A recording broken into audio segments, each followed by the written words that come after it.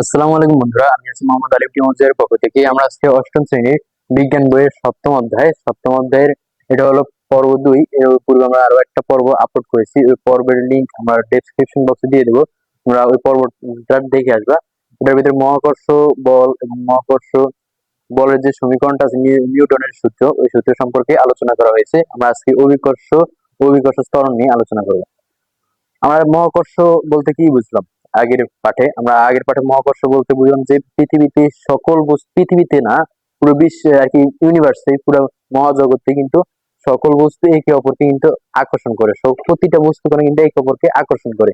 যেমন এই কলমটা আর আমার হাতের ভিতরে আকর্ষণ চলতেছে। আমরা যদি কলমটা ছেড়ে দিই, পৃথিবী আর কি ভূপৃষ্ঠে পাতিত হচ্ছে, মানে কেন্দ্রের দিকে যাচ্ছে, মানে পৃথিবীর সাথে এই কলমটার আকর্ষণ হচ্ছে। ঠিক সেভাবেই অভিকর্ষ বল কিন্তু মহাকর্ষ বলের মতন, কিন্তু ডিফারেন্স হলো মহাকর্ষ বল হলো পৃথিবীতে না আর কি, পুরো জগতে, বিশ্ব জগতে যে কোনো দুইটা বস্তুর ভিতরে আকর্ষণ, ঠিক আছে, পৃথিবী বাদে। কিন্তু ওই দুইটা বস্তুর ভিতরে একটা যদি পৃথিবী হয় আর একটা অন্য কোনো বস্তু হলেই হলো, যে একটা যদি পৃথিবী হয় তাহলে ওটা হবে কিন্তু অভিকর্ষ বল। ঠিক আছে, ধরো এটা হলো একটা কাপ, ঠিক আছে, এই হলো একটা কাপ, আর এটা হলো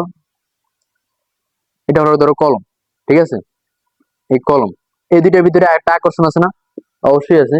এই আকর্ষণটা হলো মহাকর্ষ, ঠিক আছে। আর অভিকর্ষ কোনটা? এই যে কাপটা আছে, যে কাপটা আছে, আর এই যে পৃথিবী, ঠিক আছে, পৃথিবীর ভিতরে কাপটা আছে।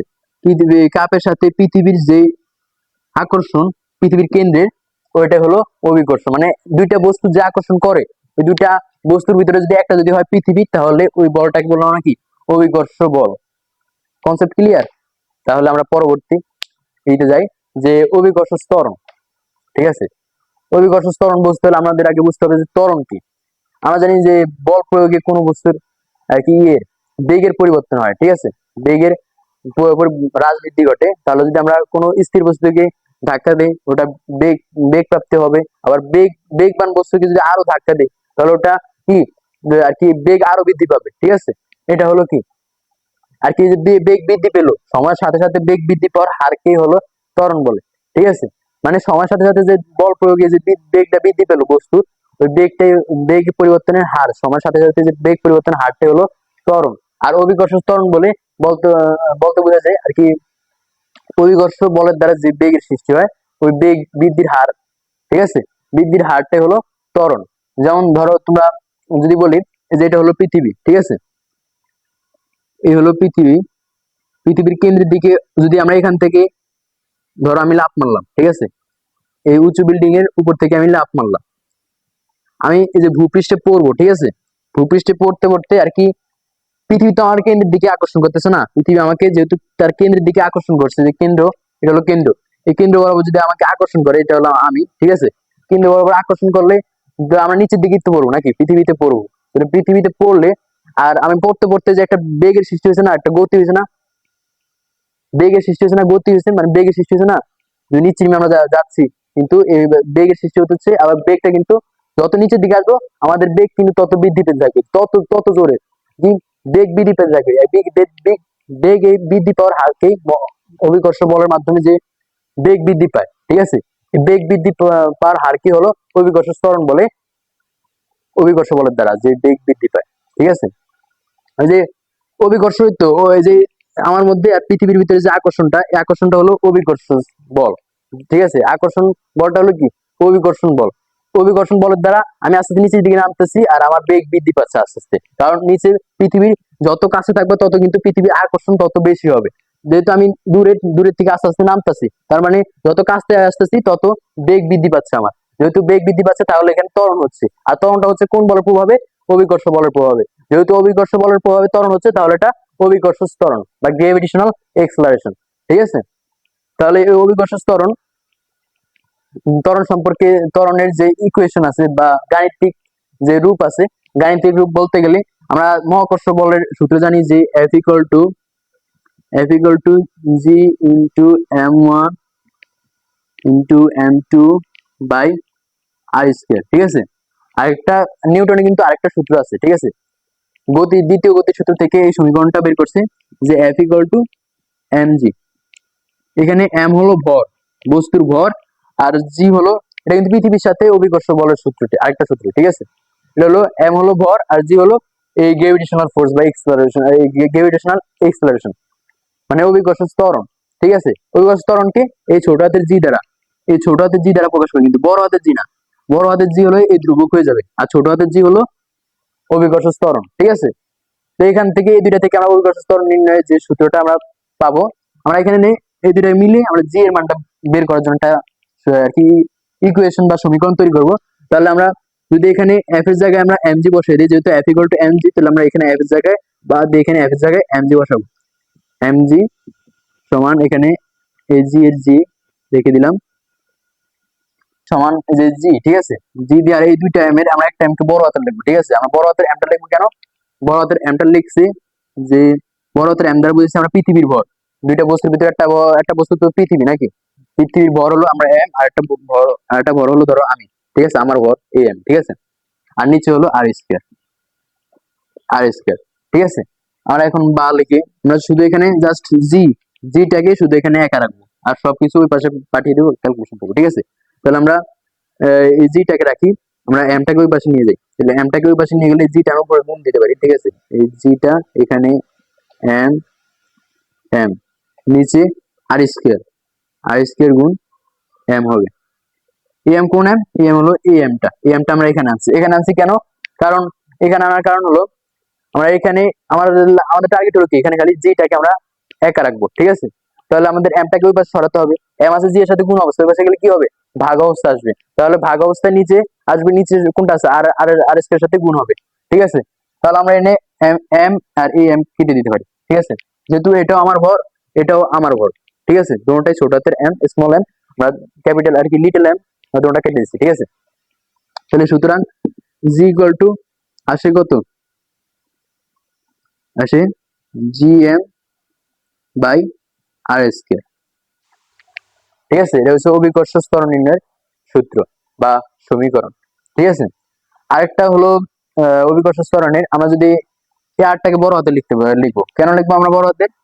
জি ইকুয়াল টু জি এম, এই বড় হাতের আর স্কয়ার, বড় হাতের আর লিখলাম কারণ এই আর হলো কি, এই আরটা হলো পৃথিবীর কেন্দ্র থেকে, যেহেতু পৃথিবীর সাথে আকর্ষণ, পৃথিবীর কেন্দ্র থেকে ওই বস্তুটার দূরত্ব, ঠিক আছে। পৃথিবীর কেন্দ্র থেকে ওই বস্তুটার দূরত্ব, ধরো আমি পড়ে গেলাম, ঠিক আছে, আমি পড়ে এখন পৃথিবীর পৃষ্ঠে আছি, ঠিক আছে, পৃথিবীর পৃষ্ঠে শুয়ে আছি, পরে তো আমার হাড্ডি গুড্ডি সব চুরমার, আমার এখন পৃথিবীর পৃষ্ঠে শুয়ে আছি, ঠিক আছে। এখন আমার থেকে পৃথিবীর ব্যাসার্ধ, ঠিক আছে, এটাই হবে আমার আর পৃথিবীর মধ্যবর্তী দূরত্ব, পৃথিবীর কেন্দ্রের দূরত্ব, এটা হলো পৃথিবীর ব্যাসার্ধ বলতে পারো। তাহলে আমরা তাই এটাকে আর দিলাম। পৃথিবীর ক্ষেত্রে আমরা যেহেতু বড় হাতের এম ইউজ করছি, আমরা বড় হাতের আর ইউজ করতে পারি পৃথিবীর ব্যাসার্ধটা, ঠিক আছে। তাহলে আমরা কি করতে পারি এখন? আমরা এখন আরেকটা সমস্যা হলো যে তোমাদের অভিকর্ষ ত্বরণের, অভিকর্ষ ত্বরণের আরটা বের করার পরে তোমাদের দেখবা পৃথিবী কিন্তু পুরোপুরি গোল না, ঠিক আছে। পৃথিবীটা হলো কিছুটা এরকম কি আর কি, মেরু অঞ্চলটা কিছু চাপা, ঠিক আছে, একটু চাপানো, এরকম গোল, এরকম পুরোপুরি গোল না, ঠিক আছে, এরকম কিছুটা এরকম। আমার আঁকা তো সুন্দর না, বলো আর কি, কমলা লেবুর মতো, ঠিক আছে।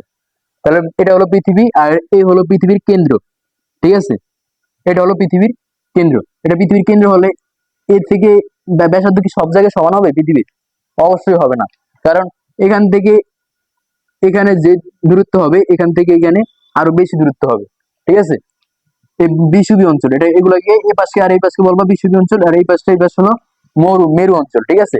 মেরু অঞ্চল থেকে পৃথিবীর কেন্দ্রের দূরত্ব কিন্তু ছোট হবে, বিষুবী অঞ্চল থেকে, বিষুবী অঞ্চলের দূরত্ব কিন্তু পৃথিবীর কেন্দ্র থেকে বেশি হবে। সেক্ষেত্রে তো তাহলে অভিকর্ষ ত্বরণেরও তারতম্য ঘটবে। কিভাবে ঘটবে? যে মেরু অঞ্চলে কি ছোট, মেরু অঞ্চলে ছোট, মানে ছোট বলতে আর কি যে দূরত্বটা কম, কেন্দ্র থেকে মেরু অঞ্চলের দূরত্ব কম। তো দূরত্ব কম হলে এখানে আর এর মান কম হবে, যা এর মান কম হবে, আর এর মান কম হলে যেহেতু এটা ভাগ অবস্থা আছে, তার মানে জি এর মানটা বেশি হবে। আবার বিষুবী অঞ্চলে, বিষুবী অঞ্চলের ক্ষেত্রে কি হবে? বিষুবী অঞ্চলের ক্ষেত্রে যেহেতু দূরত্ব বেশি, কেন্দ্র থেকে বিষুবী অঞ্চলের দূরত্ব বেশি, তাহলে আর এর মানটাও বেশি হবে। আর এর মান বেশি হলে এটার মান কম হবে, মানে জি অভিকর্ষ ত্বরণের মান কম হবে। তাহলে মানে তারতম্য দেখা যাচ্ছে। তাহলে আর কি কেন্দ্র থেকে পৃষ্ঠের দূরত্ব, ঠিক আছে, কেন্দ্র থেকে দূরত্ব মেরু অঞ্চলে কম, মেরু অঞ্চলে দূরত্ব কম হওয়ার কারণে ওইখানে অভিকর্ষ ত্বরণ জি এর মান বেশি। আর যেহেতু বিষুবী অঞ্চলে দূরত্বটা বেশি সেহেতু আর এর মান বেশি, তার মানে জি এর মানটা কম হবে। বিষুবী অঞ্চলে জি এর মান হবে 9.78, আর তোমাদের মেরু অঞ্চলে জি এর মান হলো 9.83, ঠিক আছে। বিষুবী অঞ্চলে জি এর মান 9.83, আর মেরু অঞ্চল হলো 9.78, বাংলা ইংরেজি মিলে 78, ঠিক আছে। আর আরেকটা কিন্তু এটা হলো এক জায়গায় একরকম, মানে বিষুবী অঞ্চল হলো এগুলা, এগুলো হলো বিষুবী অঞ্চল, আর মেরু অঞ্চল হলো এগুলা, ঠিক আছে। বিষুবী অঞ্চল হলো 9.78, আর মেরু অঞ্চল হলো 9.83। আর আদর্শ একটা মান ধরা হয়, মানে বিষুবী আদর্শ একটা মান ধরা হয় জি এর 9.8 মিটার পার সেকেন্ড স্কয়ার। এইগুলার এর কি তোমাদের ত্বরণের, ঠিক আছে, ত্বরণের একক হলো মিটার পার সেকেন্ড স্কয়ার, ঠিক আছে। যেহেতু অভিকর্ষ ত্বরণ একটা ত্বরণ, সেহেতু অভিকর্ষ ত্বরণের একক হবে মিটার পার সেকেন্ড স্কয়ার। তারপরে আরেকটা সমস্যা আছে, ঠিক আছে। আরেকটা সমস্যা হলো যেহেতু তোমাদের আর কি ভরের সাথে কোনো ম্যাটার করে না, তোমরা দেখো, তোমরা এই কোয়েশ্চেনটা দেখলে দেখবা আমার ভর কিন্তু আর লাগে না, ঠিক আছে। যে এই সমীকরণটা বের করতে, তোমার অভিকর্ষ ত্বরণের সমীকরণটা বের করতে আমার ভর কিন্তু কাটাকাটি গেছে, ঠিক আছে। যাই আমার উদাহরণ দিয়ে আমি করেছিলাম না, আমার ভর হলো এই ছোট হাতের এম, আমার ভরটা কিন্তু কাটা গেছে, ঠিক আছে, আমার ভরটা লাগে নাই, কিন্তু ফাইনালি যে সমীকরণটা আসলে ওটা হলো জি সমান G equal to capital G into capital M by R square. মানে ক্যাপিটাল এমটা হলো পৃথিবীর ভর লাগছে, পৃথিবীর ব্যাসার্ধ লাগছে, ঠিক আছে, পৃথিবীর ব্যাসার্ধ লাগছে, আর লাগছে অভিকর্ষ ধ্রুবক, মানে মহাকর্ষ ধ্রুবক, ঠিক আছে। এগুলো হলেই হয়েছে, কিন্তু কোনো বস্তুর ভর ম্যাটার করে না অভিকর্ষ ত্বরণের ক্ষেত্রে, ঠিক আছে। তার মানে যেহেতু ভর ম্যাটার করে না, তার মানে তোমাদের হালকা বস্তু যেমন কাগজ আর এই কলমটা, ঠিক আছে, কাগজ আর এই কলমটা যদি আমরা ছেড়ে দিই, ঠিক আছে, ছেড়ে দিলে কিন্তু একই সময় কিন্তু মাটিতে পড়ার কথা, কিন্তু তুমি দেখবা কাগজ আর কলম যদি ছেড়ে দাও দুটোটা কিন্তু একই সময় মাটিতে পড়বে না। আমাদের এখানে দেখছি কি পড়বে, কারণ যেহেতু বস্তুর ভরের দরকার হয় না, ঠিক আছে, বস্তুর ভরের কোনো ভ্যালু নেই এখানে, ঠিক আছে, বস্তুর ভর না হলেও চলে, শুধু পৃথিবীর ভর হলেই হয়, ঠিক আছে। এখানে বস্তুর ভর লাগে না, তার মানে সকল বস্তুর ক্ষেত্রেই তো এটা একই নাকি 9.8 মিটার পার সেকেন্ড স্কয়ার, তার মানে একই ত্বরণে দুটোটা একই সময়ে নিচে পড়ার কথা। কিন্তু কাগজ আর ভর কাগজ আর কলম দুটোটা একই সময় নিচে পড়তেছে না, কলমটার ভর বেশি গতিকে কলমটা আগে পড়তেছে, আর কাগজের ভর বেশি গতিকে কাগজটা পরে পড়তেছে। এটার কারণ কি? যেহেতু এখানে দেখতেছি ভরের কোনো নেই আর কি, ভরের কোনো ম্যাটার করে না, তাহলে এখানে ভরটা বাস্তব ক্ষেত্রে ভরের ম্যাটার করলো কেন?